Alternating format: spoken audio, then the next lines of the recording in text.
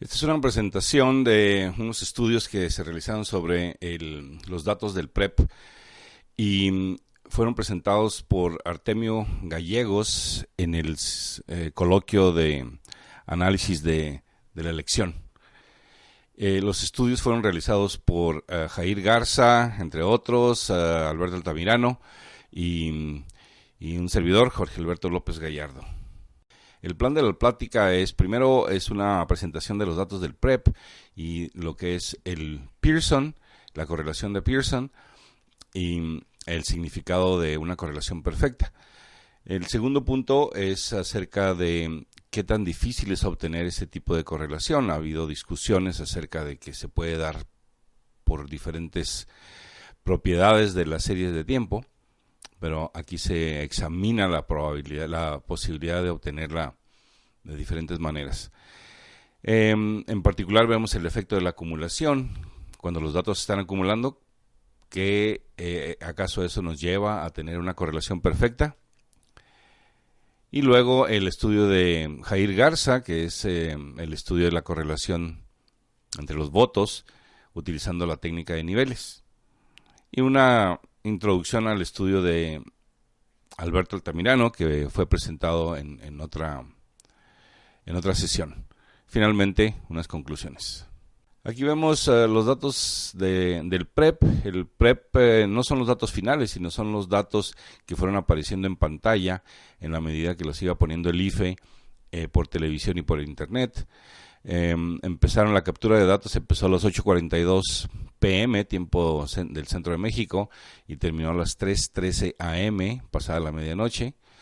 Se capturaron todos los datos que aparecían en pantalla, incluyendo los de candidatos no registrados, y se procedió a realizar la correlación de Pearson entre pares. Aquí vemos la expresión que nos calcula la R de Pearson, y en la tabla de acá abajo vemos los resultados de tal correlación. Como se puede ver, la correlación entre PRI y PAN es perfecta, de 1.000, entre PAN y PRD es perfecta, y entre PRI y PRD es perfecta.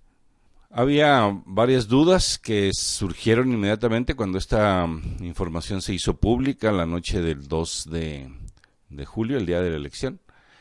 Y mucha gente empezó no mucha, pero algunos empezaron a sospechar de que reflejaban más que nada una acumulación de los datos. Como pudimos ver, los datos del PREP son acumulativos, o sea que cada vez el número siguiente es mayor que el número anterior. Y la pregunta era, ¿causará esa acumulación una correlación perfecta? Bueno, hicimos varias pruebas. Vamos a pasar a la primera prueba. En la primera prueba se reemplazaron los datos del PREP de cada una de las actualizaciones, que eran 74 actualizaciones, se reemplazaron por un número que estaba cercano, pero escogido de una manera aleatoria. Para escogerlo establecimos un rango, un cierto porcentaje, y dentro de ese porcentaje sacábamos un número aleatorio para cada número del PREP, o sea, para cada número de votos del PRI, del PAN, del PRD, etc. Y el rango que se estaba usando era de aproximadamente, variaba, en un caso fue de 25%, es decir, se ponía el punto, se tomaba el punto del PREP y se estableció un rango del 25% para abajo y del 25% para arriba, y dentro de ese rango se escogía un número de manera aleatoria. Y se repetía para todos los números y se obtenía la correlación con ese 25% de fluctuación. Y se repetía muchas veces esto para que los números aleatorios fueran distintos y se obtenía la correlación de Pearson. En ese caso, en el caso del 25%, por ejemplo, el PAN y el PRI tenían una correlación de 0.94, o sea que estaban un poco alejados del 1.000. Ahora, si restringíamos el margen de fluctuación al 10%, por ejemplo, el PAN y el PRI nos daban una fluctuación de 0.9928, lo cual es un poco más cercano a la correlación perfecta, pero aún un poco distante. Si restringíamos el margen aún más, a un 5%, nos daba 0.998. Y si nos íbamos al 1% de fluctuación, nos daba ya prácticamente lo que consideramos correlación perfecta, o sea, más de 3 nueves, 0.999. ¿Qué es lo que nos dice esto? Bueno, nos dice que una correlación perfecta no puede ser obtenida con números aleatorios, a menos que los números estén muy cercanos a los datos del PREP. En el momento en que nos alejamos más del 1%, caemos del 0.999 y dejamos de tener una correlación prácticamente perfecta, que es una correlación muy alta, la de 0.998, por ejemplo, con el 5%, más sin embargo, estamos definiendo perfección como una R mayor que 0.999. Por lo tanto, la conclusión de este ejercicio es de que se necesitan fluctuaciones menores del 1% en los datos que proporcionó el IFE, los datos temporales del PREP, lo cual dice que el PREP está ciertamente muy bien ajustado, no se puede salir de un margen muy pequeño sin que nos diera esos otros resultados. Pasando a la prueba número 2, que nos dice que la acumulación es responsable por la correlación. Bueno, hicimos un análisis parecido al anterior, excepto que variamos el número de actualizaciones que estábamos usando, o sea, la cantidad de datos que usábamos. Tenemos, en total teníamos 74 actualizaciones y calculamos la correlación de Pearson, digamos con 10, y luego con 20, y luego con 30, y luego con 40, con 50, y así hasta llegar a 70. Si la teoría de la acumulación es correcta, al estar usando más y más datos, estamos utilizando datos que se van acumulando más y más, por lo tanto la correlación debería de aumentar. Mas, sin embargo, cuando lo hacemos, vemos lo que muestra la gráfica, que la correlación prácticamente se estabiliza. La gráfica no muestra la correlación en sí, sino 1 menos la correlación. O sea, la diferencia entre una correlación perfecta y lo obtenido. Hay dos curvas. La superior, la verde, muestra lo que sucede con el 25%, si tenemos una fluctuación del 25% alrededor de los datos del PREP.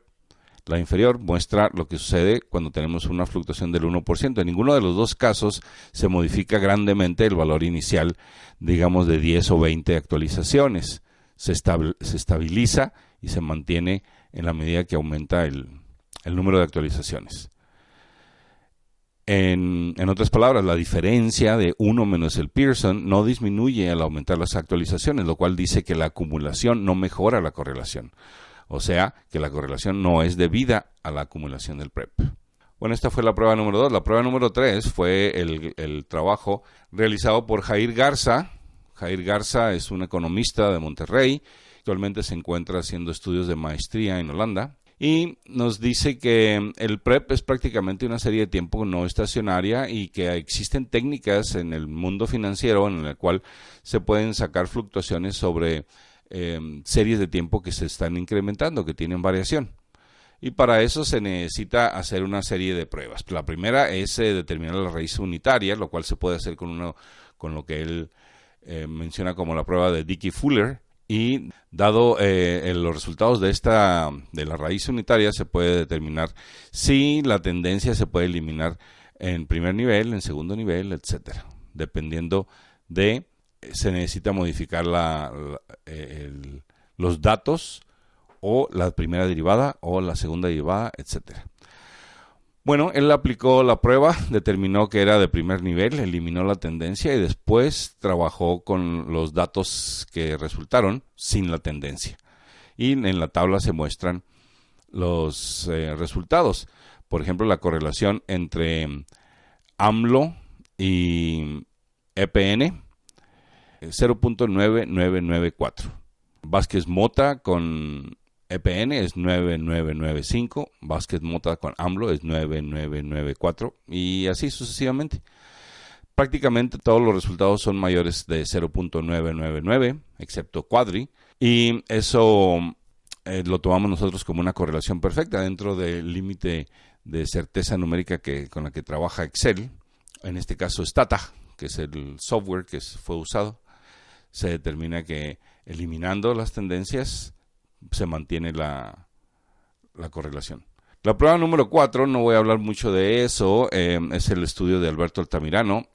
Nos da en lugar de trabajar con los datos, trabaja con la diferencia entre actualizaciones sucesivas y hace un análisis que incluye del orden de 15 actualizaciones, me parece, y saca como resultado correlaciones mayores a 0.999. En resumen, el PREP nos da correlaciones perfectas. Un estudio nos dice que la acumulación no es responsable por esta correlación. Otro estudio nos dice que el PREP está ajustado al 1%, que no se puede salir de ahí sin perder su perfección en la correlación. Y las técnicas econométricas usadas por Jair Garza, que eliminan la acumulación, nos dan de nuevo correlaciones perfectas. El estudio de Alberto Altamirano, como él lo presentó, nos dice que hay diferencias, que si uno ve las diferencias entre las acumulaciones del PREP, también nos dan las correlaciones perfectas. ¿Cuáles son las conclusiones de todo esto? Pues de que existen correlaciones perfectas por todos lados y que es muy difícil explicarlas. Las conclusiones se dejan en el criterio de la audiencia. Aquí hay 4 referencias, todos artículos publicados en Colloqui, y con esto termino.